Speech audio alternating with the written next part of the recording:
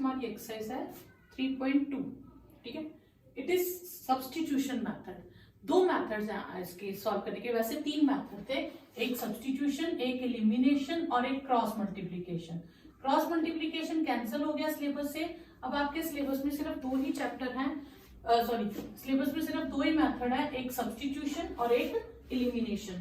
3.2 exercise में substitution method है और 3.3 एक्सरसाइज में एलिमिनेशन मेथड है। हाँ, अगर मेंशन नहीं किया तो आप दोनों में से कोई भी मेथड अप्लाई कर सकते हो, और स्टेटमेंट क्वेश्चन में कभी भी मेंशन नहीं किया होता वर्ड प्रॉब्लम में, उसमें आप अपनी मर्जी से कोई भी लगा सकते हो। आज हम सीखेंगे पहले सब्स्टिट्यूशन मेथड। तो फर्स्ट पार्ट है आपके पास x plus Y is equal to 14 and x minus Y is equal to 4, ठीक है। अब ये है, इनमें से 2 इक्वेशंस दी होंगी, दोनों में से जो आपको इजी लगे आप उस इक्वेशन को पहले यूज कर सकते हो।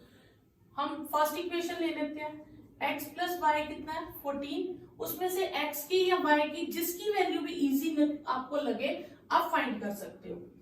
तो y की ले लें 14 माइनस एक्स, ठीक है। पहले हमने फर्स्ट यूज कर ली यूजिंग 1, अब हम करेंगे यूजिंग 2। सेकेंड इक्वेशन लेंगे, उसमें हम जिसकी भी वैल्यू, अगर हमने y की निकाल लिया तो y की वैल्यू रिप्लेस कर देंगे, x की निकाल लिया तो x की रिप्लेस कर देंगे, लेकिन जिसकी भी आप वैल्यू डालोगे ब्रैकेट में डालोगे, इस चीज का ध्यान रखना। विदाउट ब्रैकेट वैल्यू मत डालिएगा, क्योंकि कई बार उसके साइन चेंज हो जाते हैं, तो आप उसको चेंज करना है साइन को। तो ये आपके पास आ जाएगा x minus 14 plus x is 4, twice x minus 14 is 4, twice x is 4 plus 14, x twice x is 18, तो x आपके पास आ जाएगा 18/2, x आ जाएगा आपके पास 9, x आ गया 9, पुटिंग इन। आप 1 में 2 में या 3 में किसी में भी फिल कर सकते हो, तो 3 हमें इजी लगी तो हम 3 में फिल कर देंगे। तो ये आपके पास x is 9 and y is 5, ये आपका आंसर आ गया। क्लियर? ये आपका फर्स्ट पार्ट। नेक्स्ट पार्ट है आपके पास x minus s minus t is equal to 3 and s/3 plus t/2 is equal to 6, ठीक है। तो आप पहली इक्वेशन, ये सेकेंड इक्वेशन सेलेक्ट कर लो। अब हम पहले फर्स्ट इक्वेशन को लेंगे using 1, s minus T is equal to 3, तो s की वैल्यू आ जाएगी t प्लस 3, इसे थर्ड इक्वेशन दे देंगे। अब हम सेकेंड इक्वेशन यूज करेंगे using 2, s/3 t/2 is equal to 6। इसे सिंप्लीफाई करने के लिए पहले फ्रैक्शन सॉल्व कर लेंगे। 2s 3t is equal to 6, cross multiply करेंगे, 2s plus 3t is equal to 36। Clear? अब इस इक्वेशन में हम s की वैल्यू रिप्लेस करेंगे 2। अब मैंने कहा था ब्रैकेट डाल क्या वैल्यू डालिएगा, तो s को रिप्लेस कर देंगे 3 प्लस t से, plus 3t as it is equal to 36। अब पहले हम ब्रैकेट सॉल्व करेंगे, तो 2 3 6, 2t with 3t is equal to 36. This implies 5t is equal to 36 minus 6. 5t is equal to 30. t will be 30 upon 5. तो t will be 6. तो t की value आपके पास आ गई 6। अब यूजिंग 3, तो हमारे पास है s is 3 plus t, 3 plus 6 that is 9, तो t की वैल्यू 6 और s की वैल्यू 9, ये हमारे पास आंसर आ गया।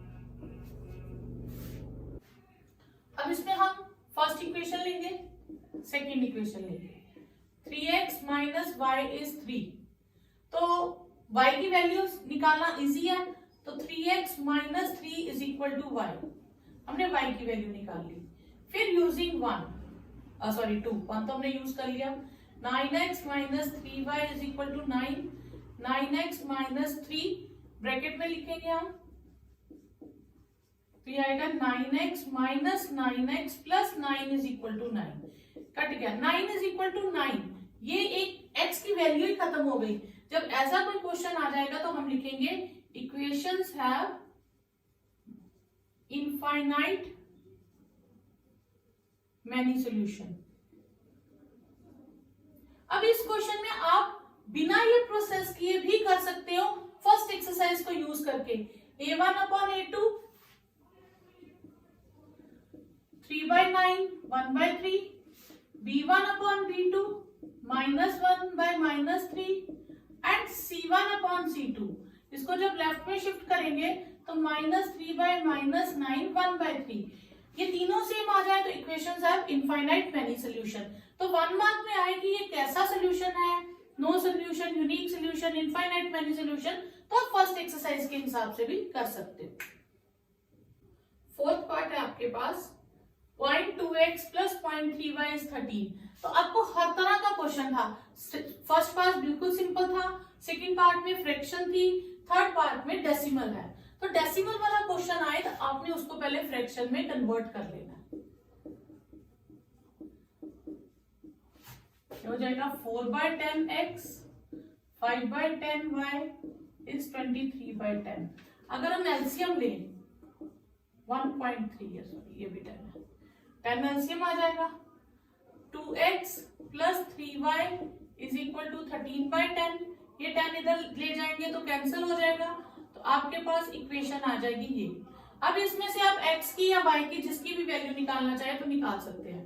2x की वैल्यू आई 13 माइनस 3y, तो x की वैल्यू हो जाएगी 13 माइनस 3y अपॉन 2। इसे हम क्या देंगे इक्वेशन, ये आपकी इक्वेशन 1। और यहां पे भी हम सॉल्व करते हैं पहले। 10 LCM 4x plus 5y is equal to 23/10। 4x plus 5y is equal to 23। इसको नाम दे देते हैं इक्वेशन 2। और ये जो सॉल्व करके हमने निकाली x की वैल्यू इक्वेशन 3, ये x की वैल्यू हम यहां डाल देंगे। 13 minus 3y upon 2 plus 5y is equal to 23। ठीक है, ये इम्प्लाइज डालिएगा, ये कैंसिल हो जाएगा। तो 13 minus 3y plus 5y is equal to 23।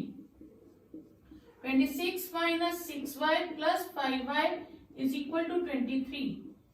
Minus y is 23 minus 26, minus y is -3, तो y की वैल्यू आपके पास आ गई 3।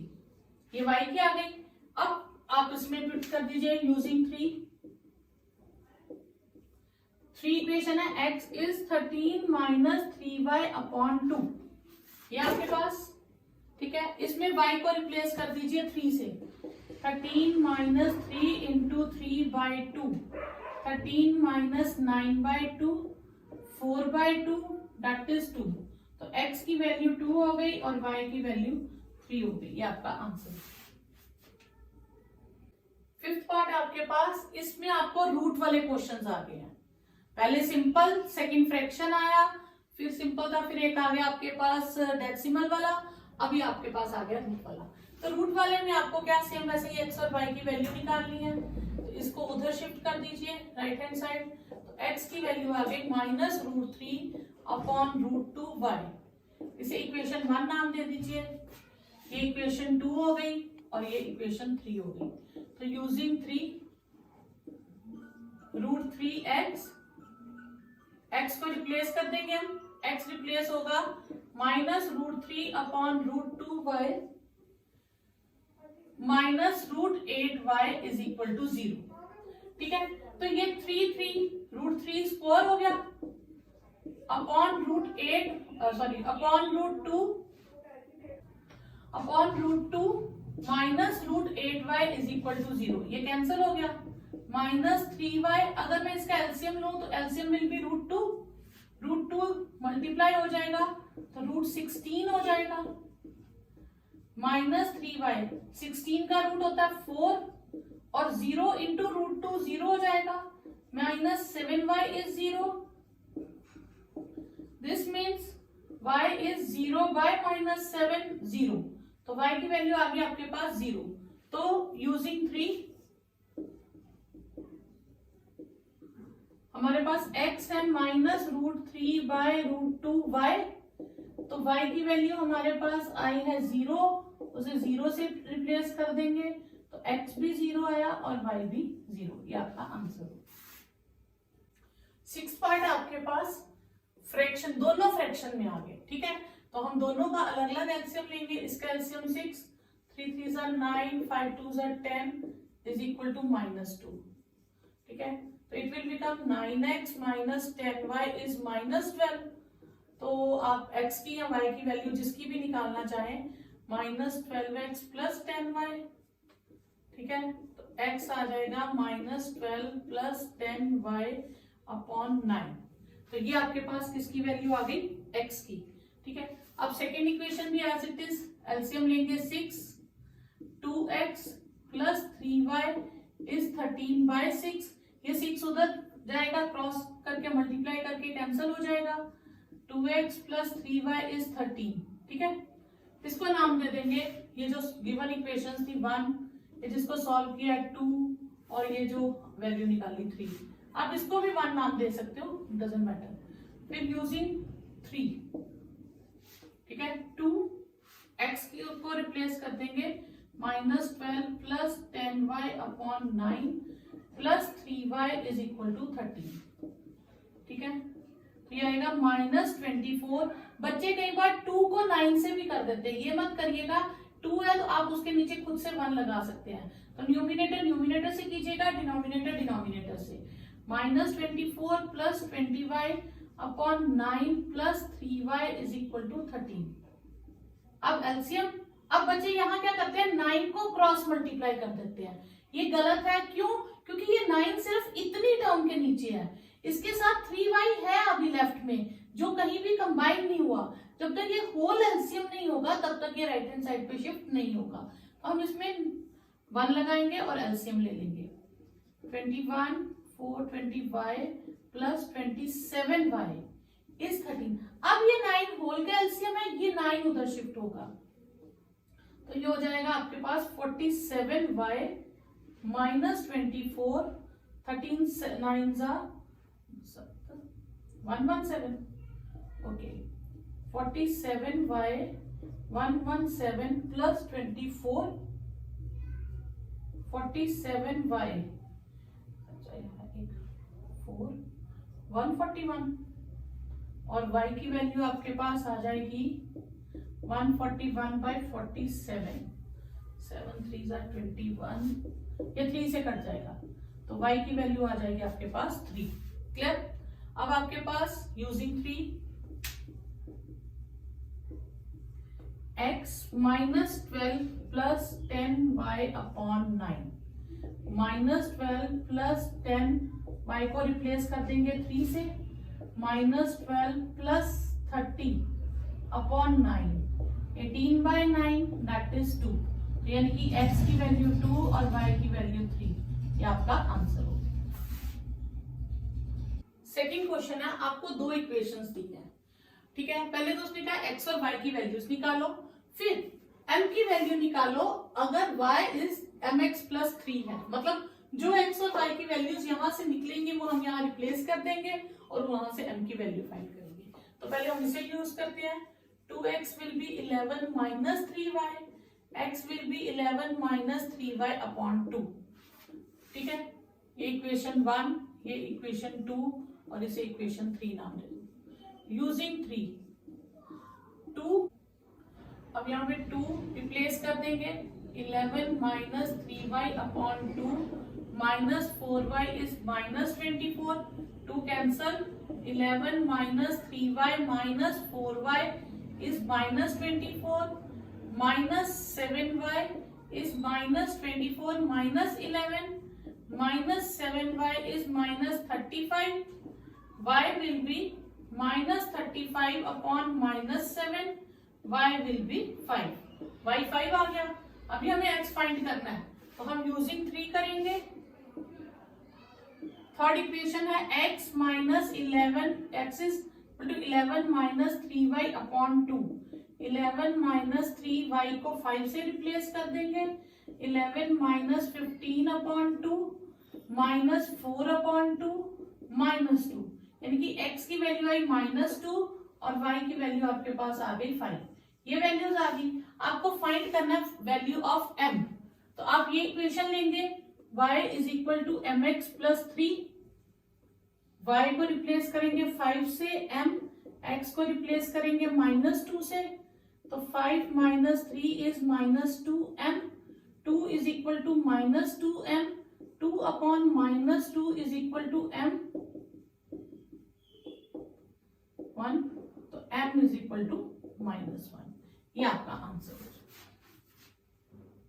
थर्ड क्वेश्चन, फर्स्ट पार्ट है the difference between two numbers is 26 and one number is 3 times the other. Find the numbers. Difference between two numbers is 26. So let numbers be x and y. और ये हम यहीं से late कर लेंगे कि x greater than y है। उससे क्या हमारे क्वेश्चन में हमें कंफ्यूजन नहीं होगी। अब उनका डिफरेंस कितना दिया है?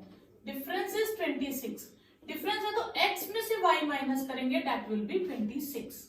ठीक है। And one number is 3 times other, तो वन नंबर मतलब बड़ा नंबर x ही होगा, x will be 3 times y। ये दो कंडीशंस हो गई। तो ये इक्वेशन 1 और ये इक्वेशन 2। फिर हम फर्स्ट इक्वेशन लेंगे, उसमें x को रिप्लेस कर देंगे 3y से, 2y is 26, y will be 26 upon 2, that is 13। y की वैल्यू आ गई, तो x की फाइंड कर लेंगे, x इज 3y, तो 3 इंटू 13 दैट इज 39। यहां लिख लेते हैं यूजिंग 2। तो दो नंबर्स आ गए हमारे पास। ठीक है। अब ये दोनों नंबर्स क्या कंडीशन को सेटिस्फाई कर रहे हैं? यस। 39 और 13 का डिफरेंस 26 है और 39 इज 3 टाइम्स 13, तो x is 39 and y is 13। ये आपका आंसर हो गया। नेक्स्ट पार्ट है the larger of two supplementary angles exceeds the smaller by 18 degree.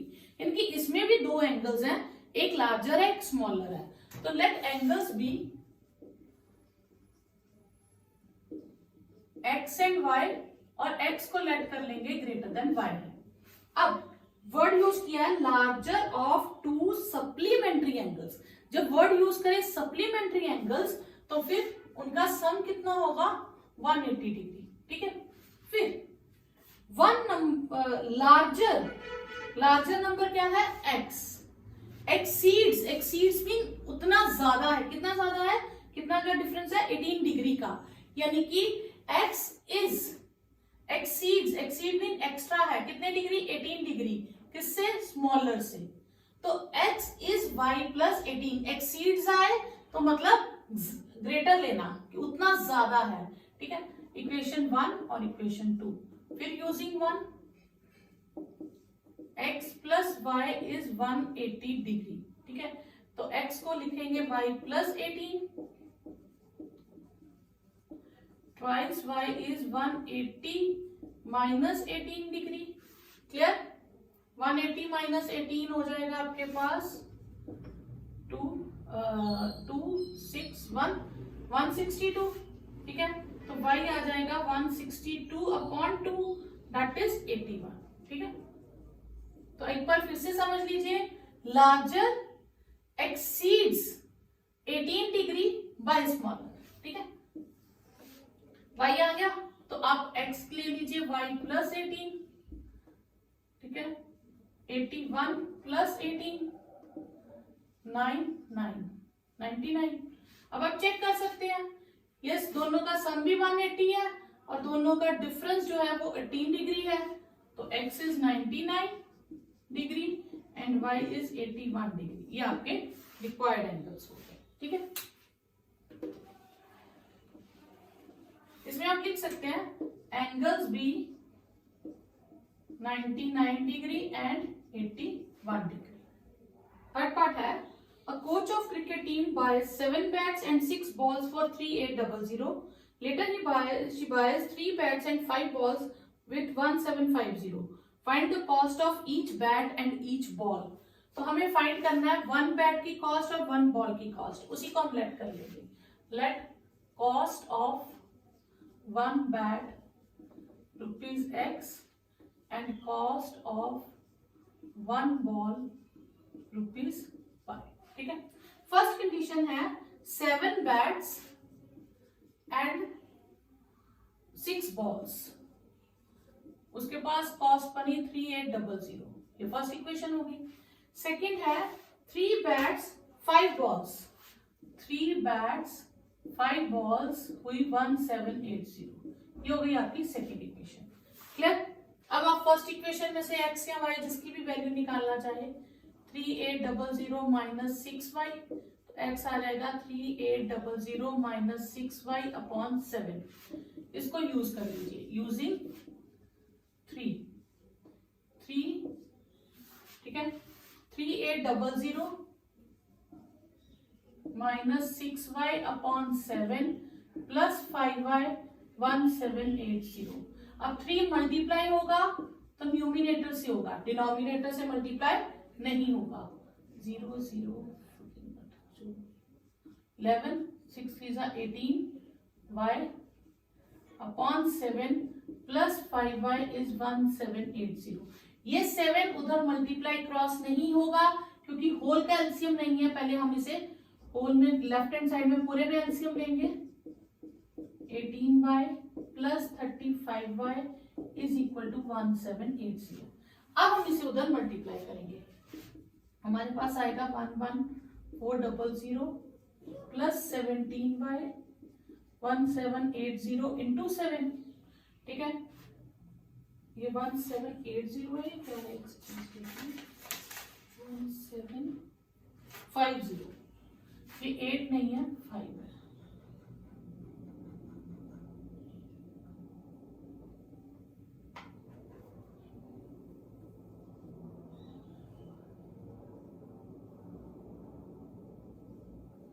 तो ये आएगा आपके पास 11400 प्लस 17y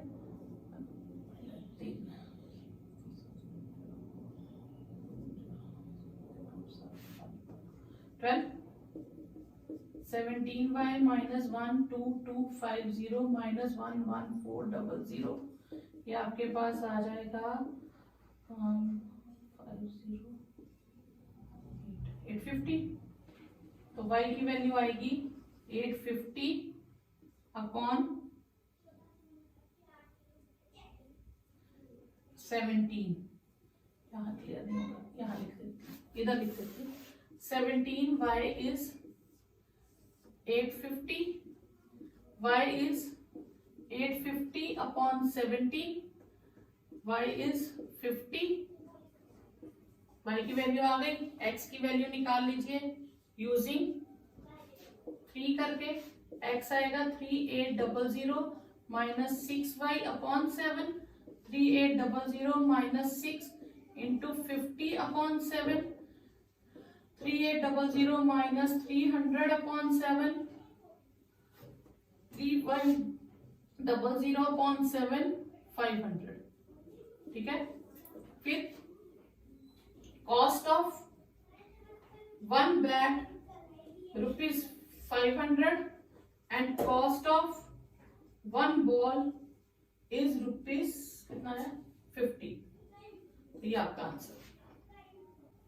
नेक्स्ट है a taxi charges in a city consist of fixed charge together with the charge for distance covered.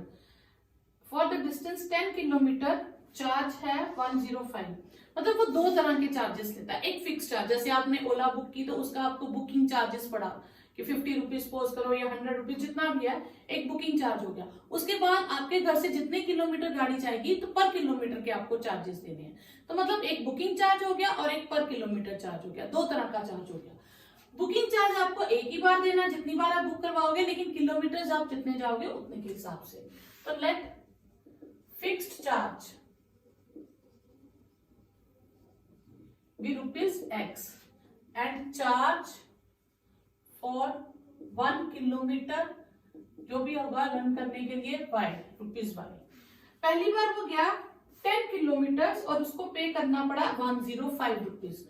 तो 10 kilometre गया मतलब fix charge, ठीक है, फिक्स चार्ज हो गया उसका X और 10 किलोमीटर के उसने पे किया, बन गया उसका bill 105। Second time he and the journey for 15 kilometre he pays 155. 15 kilometre जाएगा तो फिक्स चार्ज उसको देना है प्लस 15 किलोमीटर के चार्जेस देने हैं, दैट इज 155. फिर वो कह रहा है how much find the fix charge and the charge for 1 kilometre, यानी कि एक्स और वाई फाइंड करना है. फिर उसने कहा है how much does a person have to pay for travelling a distance of 25 kilometre. तो यानी कि हमें फाइंड करना है फिक्स चार्ज प्लस 25 वाई की प्राइस कि इसका कितना बिल बनेगा. ठीक है, पहले हम इसे यूज करेंगे. x की वैल्यू आपके पास आ जाएगी 105 माइनस 10y. फिर इसमें यूज करेंगे यूजिंग 3, x को रिप्लेस करेंगे 105 माइनस 10y प्लस 15y. तो ये आ गया 105 माइनस 10y प्लस 15y.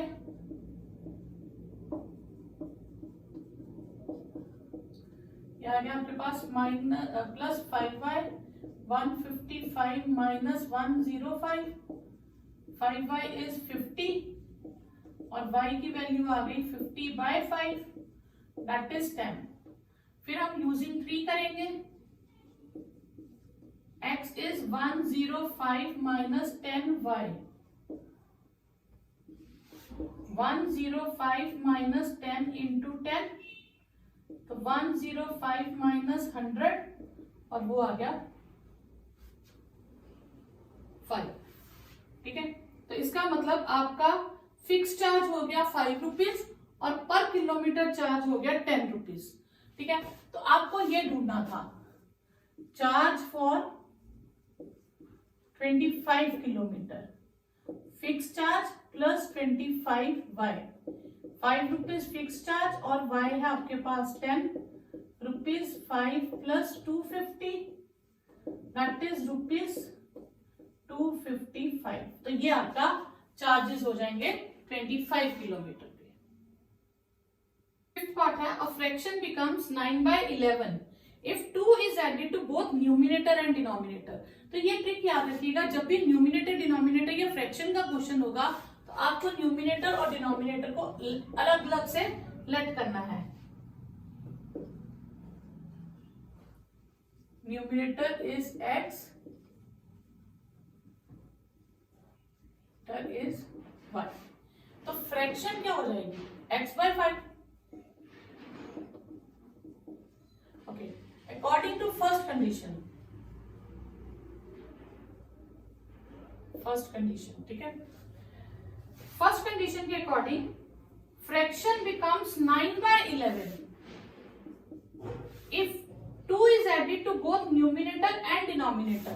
तो मैं न्यूमिनेटर में भी 2 ऐड कर दूंगी और डिनोमिनेटर में भी 2 ऐड कर दूंगी. तो अब क्रॉस मल्टीप्लाई कर देंगे. 11x plus 2 is 9y plus 2. 11x plus 22 9y plus 18. तो हमारे पास आएगा 11x is 9y plus 18 minus 22. 11x is 9y minus 4. तो x आपके पास आएगा 9y माइनस 4 अपॉन 11. इसे आप फर्स्ट ही कह लीजिए, बाकी इक्वेशन तो बनेगी. ठीक है, फिर सेकेंड है if 3 is added to both numerator and denominator it become 5/6. ठीक है, तो अब हम 3 ऐड करेंगे अकॉर्डिंग टू सेकेंड कंडीशन. अगर मैं न्यूमिनेटर और डिनोमिनेटर में 3 ऐड करूं देन इट विल बिकम 5/6. फिर से क्रॉस मल्टीप्लाई करेंगे. 6x प्लस 3 5y प्लस 3, ये हो जाएगा 6x plus 18 5y plus 15. 6x is 5y plus 15. x को रिप्लेस कर लेते हैं हम ऐसे. ठीक है, x की रिप्लेस कर लेंगे 9y माइनस 4 अपॉन 11 से. 9y minus 4 upon 11. 5y plus 15 minus 18. 54y minus 24 upon 11. 5y minus 3. Cross multiply कर देंगे.